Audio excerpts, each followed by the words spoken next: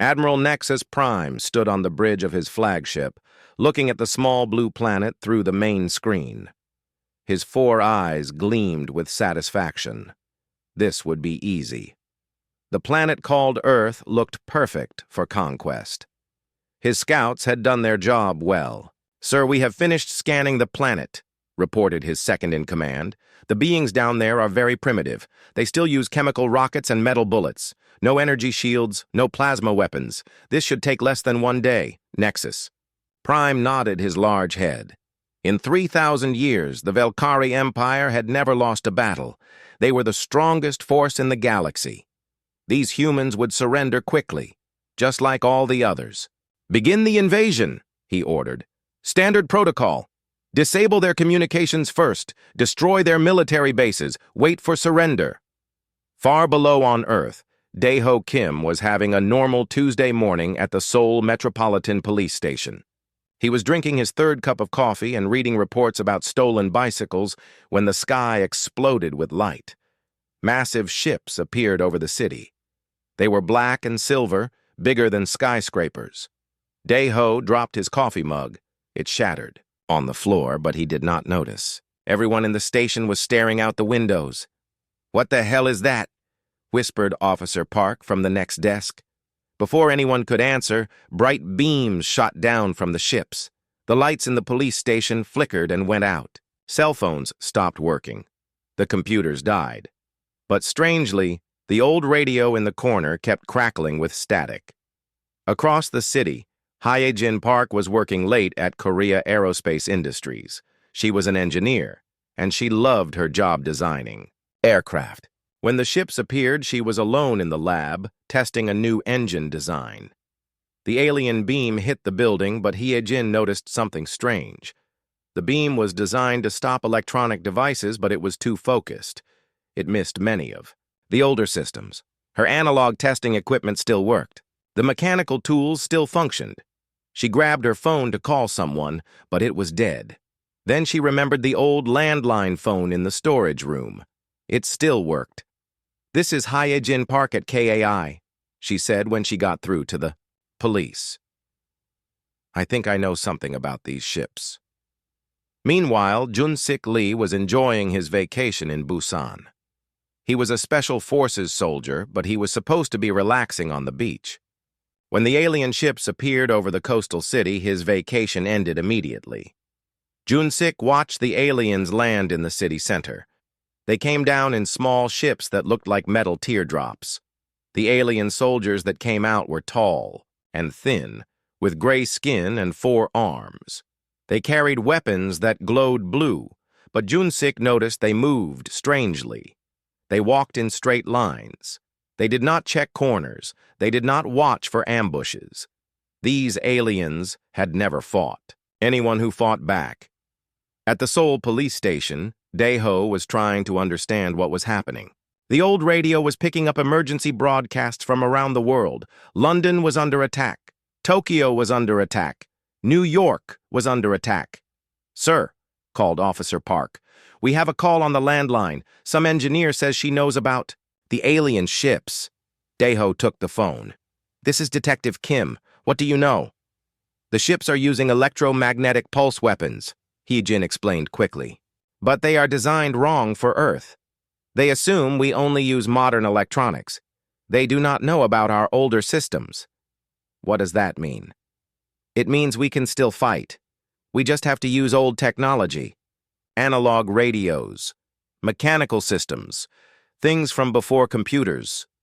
Daeho looked around the station. Half the equipment was old anyway. The city government never gave them money for new things. For once, being poor might be helpful. "What else?" he asked. "I need to see one of their ships up close. I think they have a weakness." Outside, the alien ground troops were having problems. Seoul was not like the other cities they had conquered. Most planets had simple layouts, cities built in grids, easy to understand. Seoul was different. The city had grown over thousands of years. Streets curved and twisted. There were tunnels everywhere, underground shopping centers connected to subway, stations that connected to more tunnels. Sub-Commander Vex was leading a patrol through the Gangnam district. His mission was simple: secure the government buildings and wait for the humans to surrender. But the humans were not acting right. In other conquests, the local beings would run away screaming. These humans did run, but then they came back. They watched from windows. They took pictures with small devices. "Why are they not afraid?" Vex asked his lieutenant. "Unknown, sir. Perhaps they do not understand we are superior." Vex was getting frustrated. His troops had been walking in circles for 2 hours. Every street looked the same. The signs were in a language they could not read. Their translation computers had been damaged by their own electromagnetic pulse. At the police station, Daeho was organizing the response. Without modern communications, he was using methods from 50 years ago. Runners carried messages between police stations. Motorcycle officers used hand signals.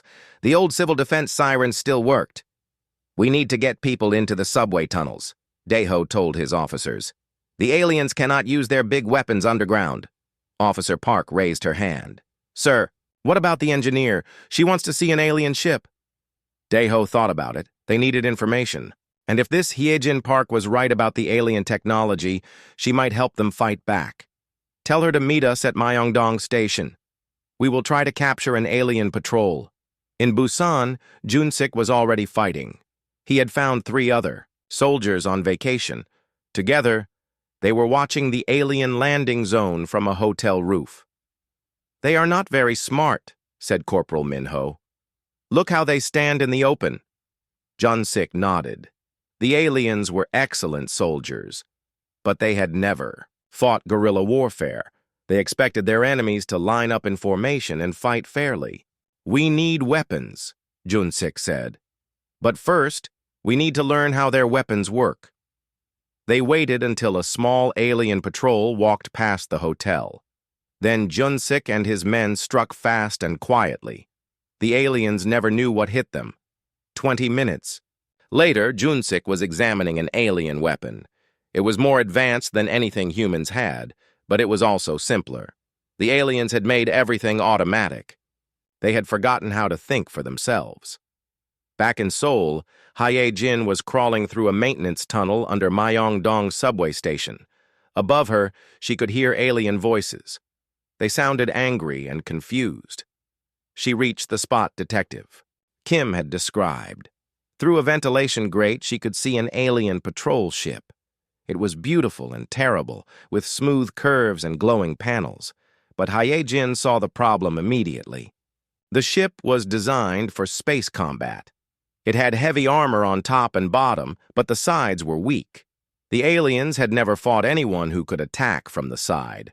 More importantly, the ship was hovering using anti-gravity technology. But the power source was exposed underneath. One good hit would bring it down. Hyejin smiled. She took pictures with an old film camera she had brought. Then she crawled back to tell Detective Kim what she had learned. On the alien flagship, Admiral Nexus Prime was reading the first reports from the surface. They were not good. "Sir, our ground forces are reporting difficulties. The humans are not surrendering, they are hiding in underground tunnels. Some of our patrols have gone missing." Nexus Prime was surprised, but not worried. Every species fought back at first. They would learn. "Give them 6 more hours," he ordered. "Then we will show them real power." But down in the Seoul subway system, Detective Kim and Engineer Park were making plans. They had 6 hours to turn a police investigation into a war. 6 hours had passed since the invasion began.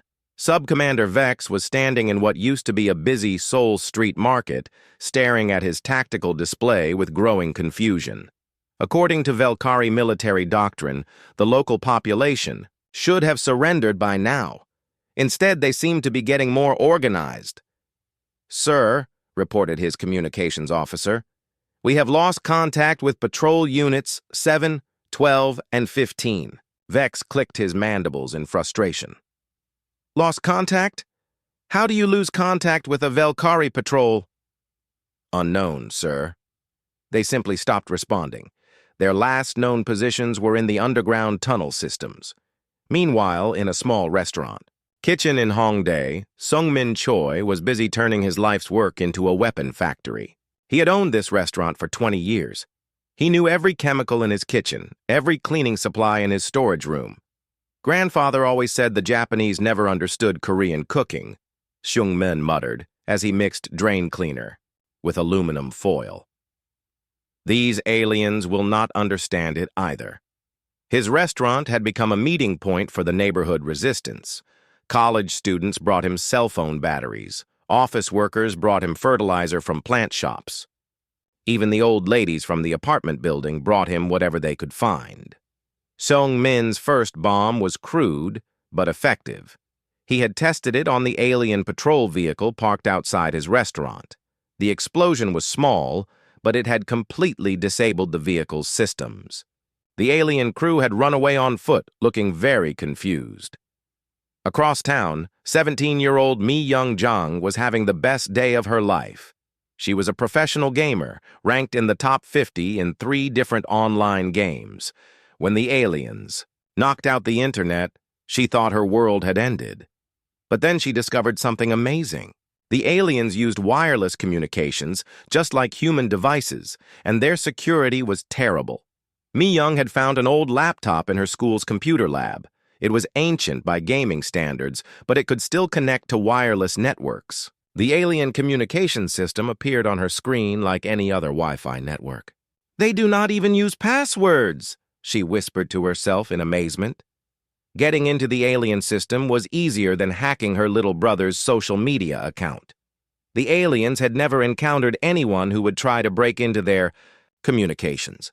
They had no defenses against hackers. Mi Young started small. She changed a few patrol routes. She deleted some status reports, but then she got more creative. She began sending fake orders to alien units, telling them to go to the wrong locations. Soon, alien patrols were wandering around Seoul looking for targets that did not exist. Some were ordered to secure buildings that had been demolished years ago. Others were sent to arrest human leaders who were actually cartoon characters. In the underground tunnels beneath Seoul, Detective Dae-ho was learning that urban warfare was very different from police work. But some skills were the same. He knew the city. He knew how people behaved, and he knew how to organize a response to crisis. "The aliens think like soldiers," Dae-ho explained to the group of volunteers who had gathered in the subway station. "They expect us to fight like soldiers, but we are not soldiers. We are citizens defending our home." The subway system had become perfect for moving people and supplies without being seen. The aliens could not fit their vehicles into the tunnels. Their flying ships could not see underground. And Seoul's subway connected to everything: shopping centers, office buildings, government facilities. Hye-jin Park had set up a workshop in an abandoned subway car. She was studying the alien technology that Jun-sik's team had captured from Busan. The weapon was impressive, but it had obvious flaws. "They built this for fighting other aliens," Hye-jin explained to Dae-ho. "Look at the targeting system. It assumes the enemy will be tall and thin, like them. It cannot hit small targets or targets that move unpredictably. What does that mean for us?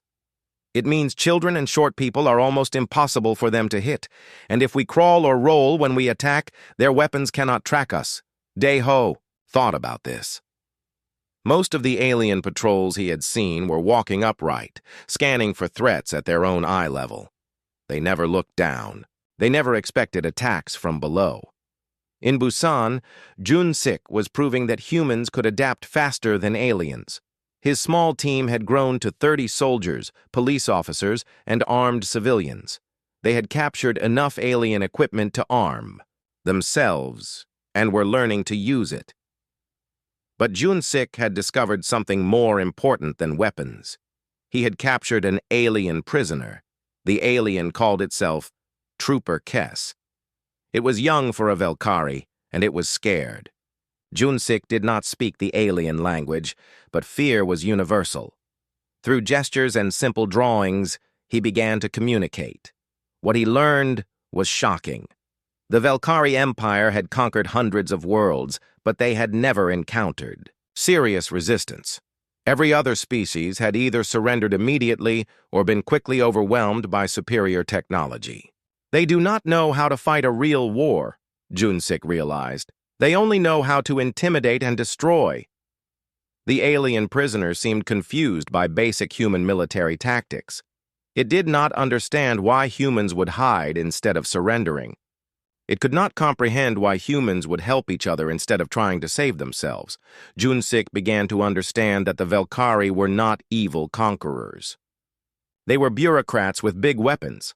They had become so powerful that they had forgotten how to actually fight. Back in Seoul, the alien command post was becoming chaotic. Sub-Commander Vex was receiving reports that made no sense. "Sir, Patrol, Unit 4 reports they are under attack by small flying objects." Flying objects. Do the humans have aircraft? Unknown, sir. The objects appear to be circular and spinning. Vex did not know that Patrol Unit 4 was being attacked by college students throwing frisbees with small bombs attached. The aliens had never seen anything like it. Their sensors could not identify the threat. Their weapons could not lock onto such small, unpredictable targets. Sir, Patrol Unit 9 reports they are lost in a maze. A maze? There are no mazes on the tactical maps. Vex did not know that Patrol Unit 9 had wandered into Coex Mall, the massive underground shopping center. The aliens were walking in circles among clothing stores and coffee shops, unable to find their way out. Sir, Patrol Unit 16 reports. They are being attacked by civilians throwing bottles of liquid. What kind of liquid? They do not know, sir, but it makes their equipment stop working. Vex did not know that Patrol Unit 16 had encountered Sungmin's neighborhood resistance group, who were throwing bottles of his homemade chemical weapons. The kitchen chemistry was crude, but it was effective against alien electronics. The alien flagship Admiral Nexus Prime was reading these reports with growing concern. This was not how conquests were supposed to work. The humans should be cowering in fear, begging for mercy. Instead, they seemed to be treating the invasion like a game. They were taking pictures of alien soldiers. They were posting messages on their primitive communication networks. Some were even trying to sell alien artifacts online. Perhaps we should increase the pressure, suggested his second-in-command. Destroy a few city blocks. Show them we are serious. Nexus Prime considered this. Destroying cities was standard procedure when facing resistance. But something felt wrong about this situation. These humans were not acting like any species he had encountered. Not yet, he decided. I want to understand what we are dealing with first. In her school computer lab, Mi-young was monitoring alien communications when she discovered something important. The aliens were confused and frustrated, but they were not afraid. They still thought they would win easily. This gave her an idea. If the aliens thought this was going to be easy, maybe she could make it much harder. Mi-young began a new project. She started sending false reports to the alien command ship, reports about human secret weapons, reports about human underground bases, reports about human reinforcements coming from other countries. None of it was true, but the aliens did not know that. They had no way to verify the information because their scouts had all been captured or confused by human resistance. As the second 6 hours of the invasion ended, the situation was becoming clear to everyone except the aliens. The humans were not just resisting. They were learning. They were adapting. They were turning the aliens' own technology and tactics against them. In the Seoul subway tunnels, Detective Dae-ho was planning the next phase of the resistance. He had weapons, thanks to Junsik's captures. He had intelligence, thanks to Mi-young's hacking. He had explosives, thanks to Sungmin's chemistry. But most importantly, he had something the aliens did not expect and could not understand. Thousands of ordinary people who refused to give up their home without a fight. 18 hours into the invasion, Fleet Admiral Chorus arrived at Earth with 3 more warships. He was the Velkari Empire's best military commander, sent personally by the Emperor to understand why a simple conquest was taking so long. Report, Chorus demanded as soon as he stepped onto Admiral Nexus Prime's flagship. Nexus Prime's 4 eyes darted nervously. "The humans are unusual, sir. They do not behave according to standard conquest patterns." "Explain." "They do not surrender when threatened. They do not flee when attacked. They adapt to our weapons faster than our computers can track. And, sir," Nexus Prime hesitated, "they appear to be enjoying themselves." Chorus stared at his subordinate. In 3,000 years of Velkari expansion, no species had ever enjoyed being conquered. Down in Seoul, Sang-Woo Kang was having the time of his life. He was an army engineer who specialized in construction equipment. When the invasion started, he had been working on a subway expansion project near Gangnam Station. Now, he was turning construction tools into weapons of war. "Bring that excavator around the corner," Sang-Woo shouted to his crew. "We need to dig a tank trap." The alien patrol that had been heading down Tehran Road suddenly found their path blocked by a deep trench. Their vehicles could not cross it. When they tried to go around, another excavator appeared behind them, blocking their retreat. "Now!" Sang-Woo yelled. Construction workers armed with alien weapons opened fire from the subway entrance. The alien patrol was caught in a perfect ambush. Their vehicles were destroyed in minutes. Sang-Woo had discovered that construction equipment was perfect for urban warfare. Excavators could dig fighting positions anywhere. Bulldozers could build barricades. In minutes, concrete mixers could block streets, and the aliens had no idea how to fight against industrial machinery. "Load the cement truck with Seung-Min's special mix," Sang-Woo ordered. "Let us see how alien armor handles concrete with chemical additives." In a university laboratory across town, Yoonji Nam was solving problems that no biochemist had ever faced before. She was analyzing alien technology and alien biology, trying to find weaknesses. Yoonji had gotten her hands on alien equipment thanks to the Resistance Network. What she found amazed her. The aliens were incredibly advanced, but they had made their technology too perfect. "Look at this," Yoonji explained to her graduate students who had stayed to help. "Their life support systems are completely automated. They never have to think about air quality or temperature or humidity." "What does that mean?" "It means they have no tolerance for environmental changes. Their bodies and their machines expect perfect conditions all the time." Yoonji had tested this theory by exposing alien equipment to Seoul's summer humidity. The devices began malfunctioning within hours. The aliens had clearly never conquered a planet with weather like Earth's. But Yoonji's biggest discovery was about the aliens themselves. She had analyzed tissue samples from the captured alien weapons and found something incredible. "They have no immune system," she told her students excitedly. "They have lived in sterile environments for so long that they cannot handle any foreign bacteria or viruses." "So they could get sick from Earth germs?" "Worse than that. Look at these readings. A common cold virus could kill them." This information spread through the Resistance Network quickly. Soon, people all over Seoul were doing things the aliens found terrifying. They were coughing near alien patrols. They were leaving dirty tissues where aliens might touch them. They were breathing on alien equipment. The aliens had no idea that humans were trying to make them sick. They only knew that being near humans made them feel weak and confused. Meanwhile, Jin-Woo Yoon was making history. He was a test pilot for Korea Aerospace Industries, and he had just become the first human to fly an alien spacecraft. The ship had been captured intact when its crew fled after encountering Seung-Min's chemical weapons. Jin-Woo had studied it for 6 hours before attempting to fly it. "The controls are actually simple," Jin-Woo reported over the radio to Hyejin Park. "They are designed for beings with 4 arms, but a human can manage." Jin-Woo's first flight lasted only 10 minutes, but it changed everything. He flew the alien ship over Seoul, broadcasting messages to the human resistance below. The psychological effect was enormous. If humans could fly alien ships, they could win this war. But more importantly, Jin-Woo discovered that alien ships had weaknesses that could only be seen from the air. Their energy shields had gaps. Their weapons had blind spots.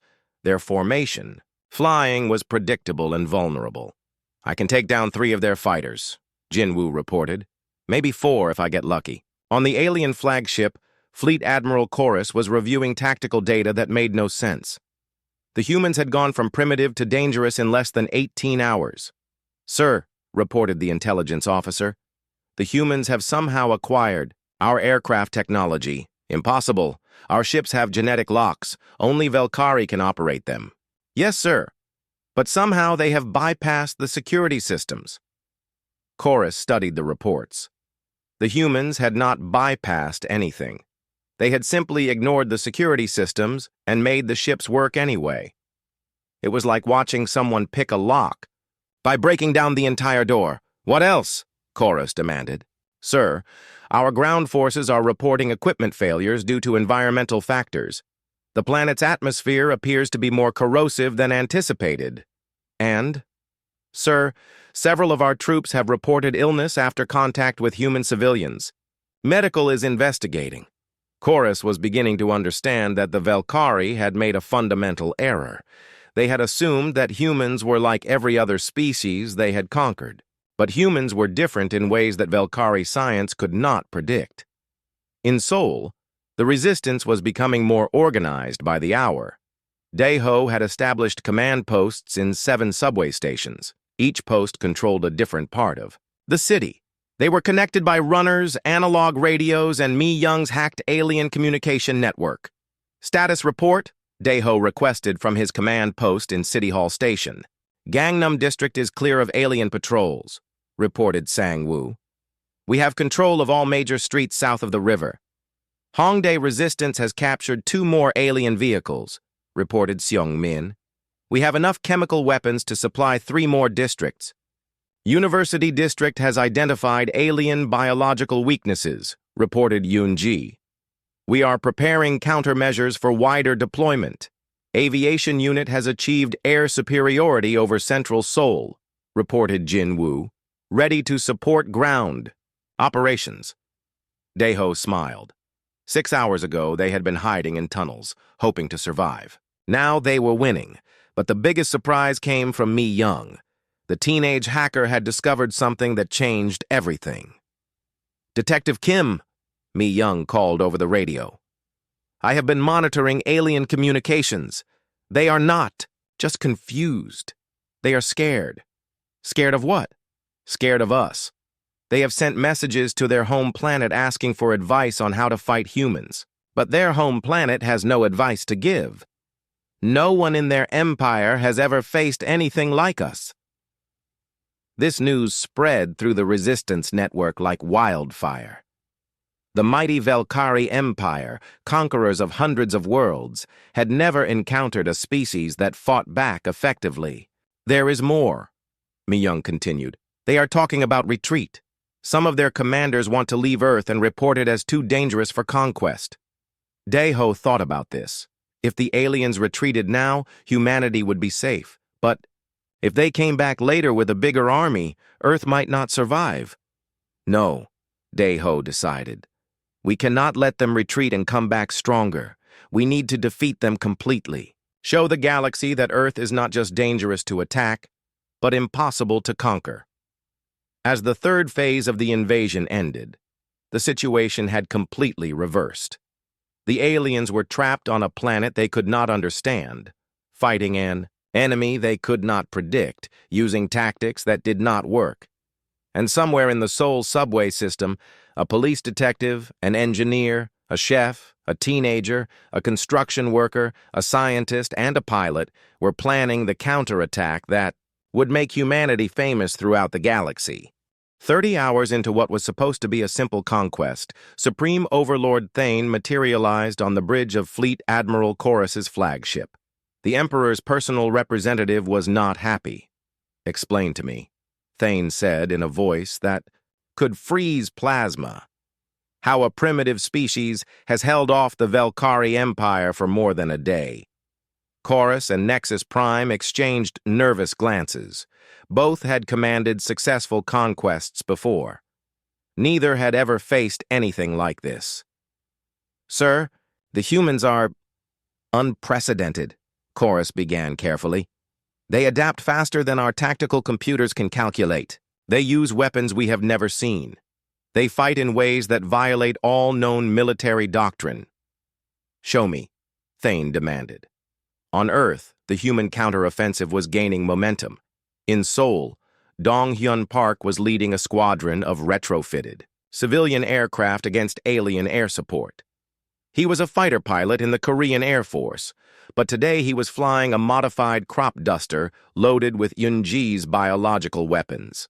Blue leader to all aircraft, Dong-hyun spoke into his headset. Remember, we are not trying to shoot them down. We are trying to make them sick. The squadron included everything that could fly. Crop dusters, news helicopters, ultralight aircraft, and even remote-controlled drones from a hobby shop. Each aircraft carried containers of Earth bacteria and viruses designed to overload the aliens' sterile immune systems. Dong-hyun's target was an alien destroyer hovering over Gangnam District. The massive ship was protected by energy shields that could stop missiles and plasma beams, but the shields could not stop microscopic organisms. Approaching target, Dong-hyun reported. Beginning spray run. The crop duster flew directly under the alien ship, releasing a cloud of Earth's most common germs. The aliens never even noticed the small aircraft. Their sensors were programmed to detect weapons, not flying farm equipment. Within minutes, the alien crew began reporting equipment malfunctions. Their sterile environment was contaminated with billions of foreign microorganisms. Systems that had worked perfectly for centuries began failing randomly. Blue leader to base. Target is showing signs of system failure. Moving to secondary target. Across the city, Young-hee Kim was coordinating the global resistance network from a basement in Myeongdong. She was a communications specialist who had spent the last 12 hours connecting resistance groups around the world using everything from ham radios to gaming chat systems. London reports they have captured 3 alien command posts, Young-hee announced to the Seoul resistance leaders. They used soccer fans and subway musicians to confuse alien patrols into the wrong locations. Tokyo says they have turned Shibuya Crossing into a trap. The aliens cannot understand how humans can organize crowd movement without central control. New York reports that taxi drivers have been running alien vehicles off the road. Apparently, alien pilots cannot handle aggressive driving. The reports kept coming in from around the world. Humans everywhere were discovering that aliens were unprepared for Earth's chaos. The Velkari had conquered orderly civilizations with predictable behaviors. They had never faced a species that thrived on improvisation and disorder. But Young-hee's most important discovery was that humans were sharing information faster than the aliens could process it. Every successful tactic was immediately copied and improved by resistance groups worldwide. We have confirmation from 6 cities, Young-hee reported. The aliens are withdrawing from urban areas and consolidating at their landing sites. Meanwhile, Soo Jin-oh was making the discovery that would change everything. She was a marine biologist who had been studying alien technology from an unusual perspective. While everyone else focused on the aliens' weapons and ships, Soo Jin was interested in how they interacted with Earth's environment. I found it! Soo Jin shouted to her research team in the Busan Aquarium. I know how to shut down their energy shields. Soo Jin had been studying the electromagnetic signatures of alien technology when she noticed something strange. The aliens' energy fields interfered with Earth's magnetic field in predictable patterns. Look at these readings, Soo Jin explained excitedly. Their shields create a resonance frequency with our planet's magnetosphere. If we can generate the right counter-frequency, we can neutralize their defenses completely. How do we generate that frequency? We use the planet itself. Earth's magnetic field is already oscillating at almost the right frequency. We just need to amplify it slightly. Soo Jin's plan was ambitious beyond anything attempted before. She wanted to use Earth's network of power lines, radio transmitters, and magnetic research facilities to create a planet-wide electromagnetic pulse that would disrupt alien technology without affecting human systems. Will it work? asked her. Research partner. I have no idea, Sujin admitted. But the math says it should. On the alien flagship, Supreme Overlord Thane was watching tactical displays that showed the impossible. Human resistance was not just continuing, it was expanding. More disturbing, the humans seemed to be coordinating globally without any central command structure. How are they organizing this? Thane demanded. Where is their military command? Where are their leaders? That is the problem, sir, Chorus explained. They appear to have no central command. Every human settlement is acting independently, but somehow they are all working together. Impossible. No species can coordinate complex military operations without hierarchical control. Yes, sir. But the humans seem to be doing exactly that. Thane studied the reports more carefully. The humans were using communication methods that the Velkari could barely detect, let alone disrupt. They were sharing information through entertainment networks, commercial systems, and civilian infrastructure. Sir, interrupted the communications. Officer, we are receiving surrender requests from our ground forces. Surrender requests? Yes, sir. 17 patrol units have requested permission to surrender to human forces rather than continue fighting. Thane was speechless. Velkari soldiers had never surrendered in the history of the Empire. They were conditioned to fight to the death, rather than face the shame of defeat. What reason do they give? They report that humans are too unpredictable to fight effectively. One unit says they were defeated by humans throwing spherical objects that bounced unpredictably. Another unit was overcome by humans using handheld devices that emit ear-damaging sounds. Thane did not know that the first unit had been defeated by children playing dodgeball, and the second by teenagers with portable speakers playing K-pop music at maximum volume.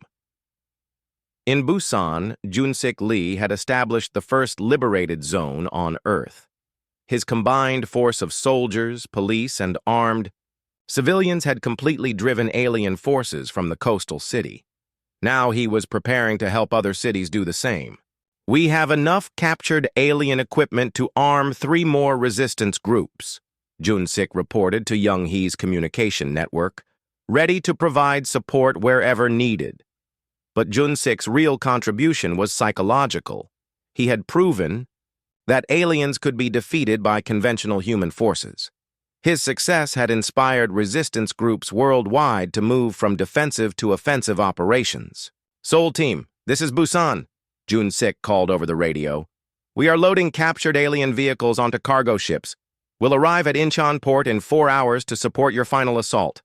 In the Seoul subway tunnels, Detective Dae-ho was planning that final assault. He had received Sujin's research data and Young Hee's global intelligence reports. The time had come to end this invasion permanently. Status check, Dae-ho requested from all resistance leaders. Engineering teams ready, reported Sang-woo. We have siege equipment prepared for assault on alien landing sites. Chemical weapons stockpiled and ready, reported Chung-min. Enough to neutralize alien life support in all remaining ships. Biological countermeasures deployed, reported Yoon-ji. Alien immune systems are compromised citywide. Air support ready, reported Jin-woo. We have 12 captured alien fighters and 30 modified civilian aircraft. Global electromagnetic pulse ready for activation, reported Sujin via radio link. We'll disable all alien technology simultaneously.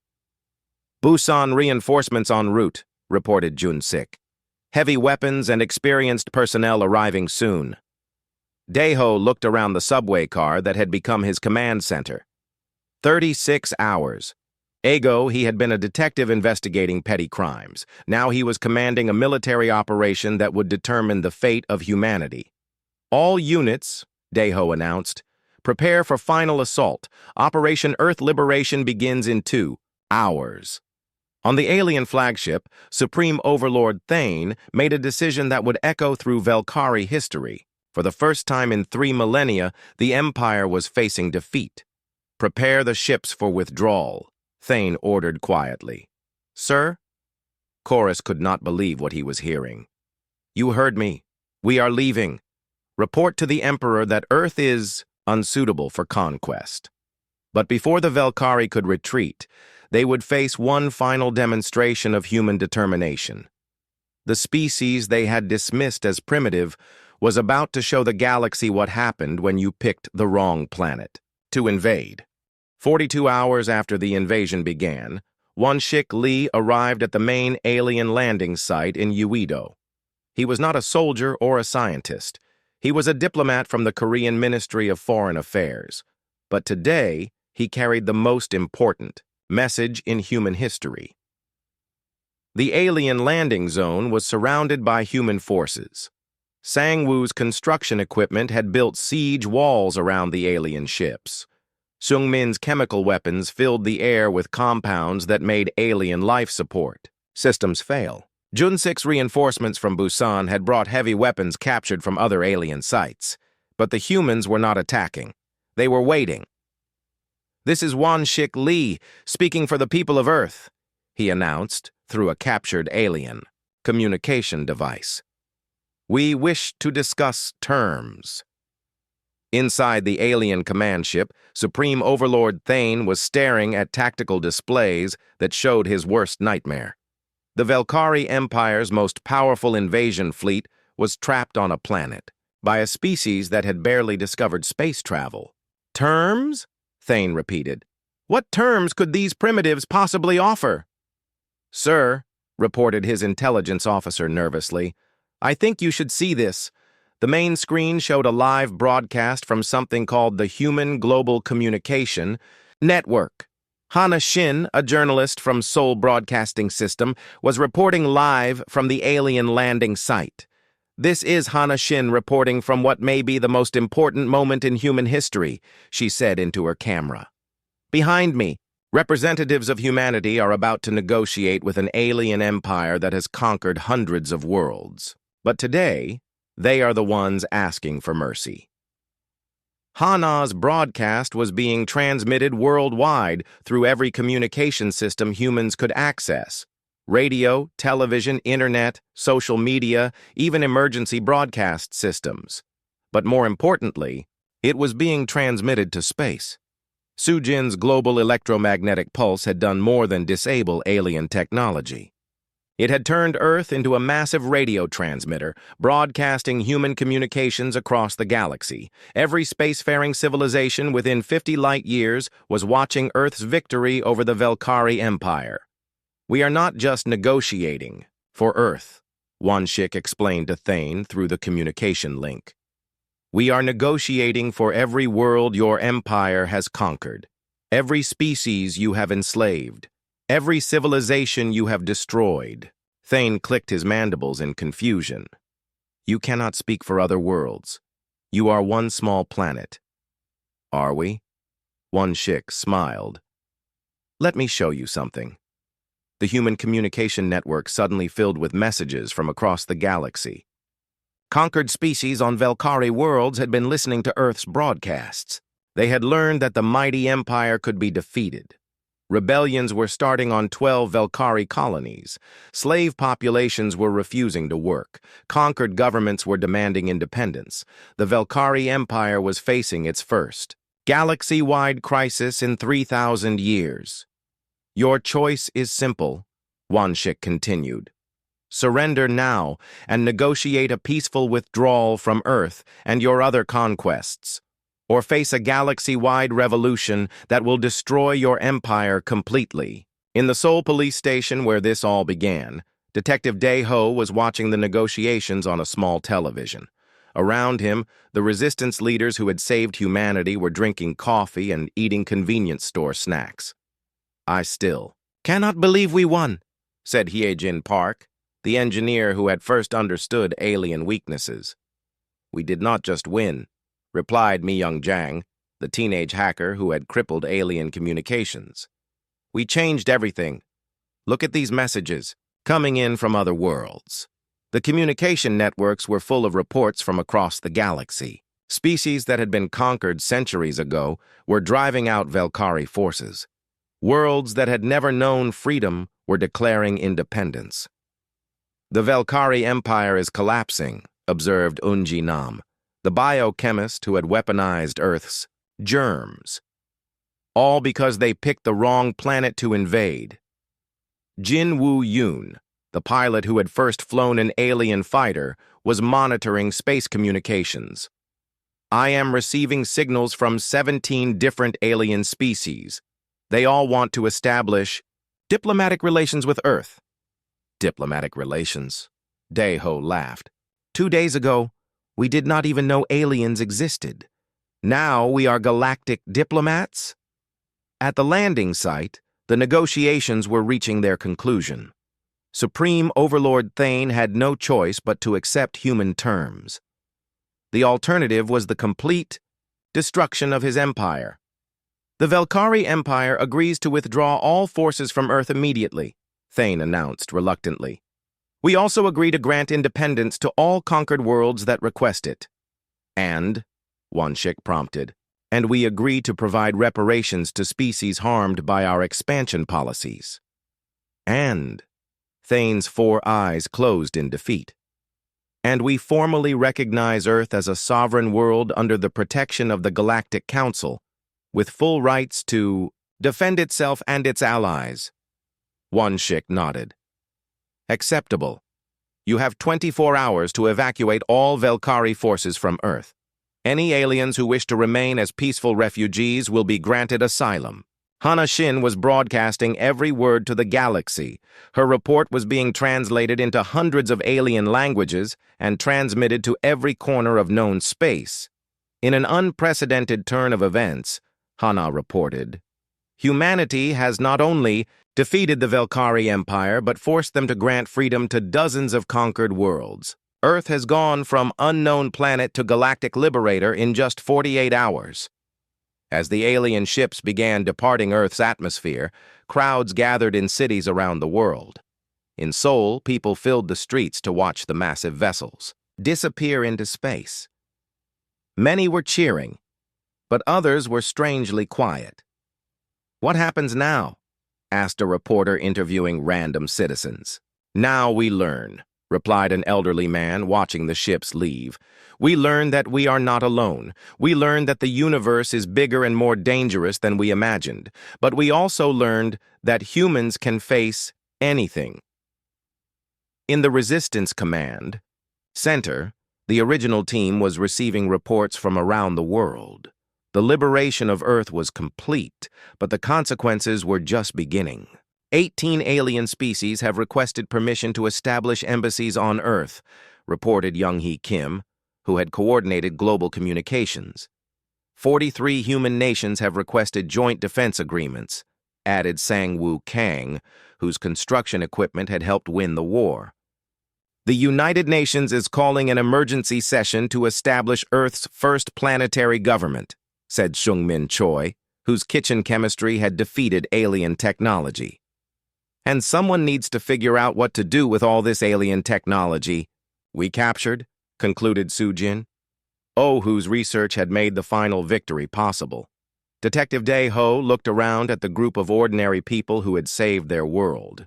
A police officer, an engineer, a chef, a teenager, a construction worker, a scientist, a pilot, a communications specialist, a diplomat, and a journalist. None of them were professional soldiers, but together they had defeated an empire.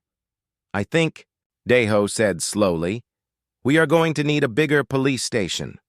6 months later, Earth had become the center of a new galactic alliance. The Seoul police station where the resistance began was now a museum visited by beings from across the galaxy.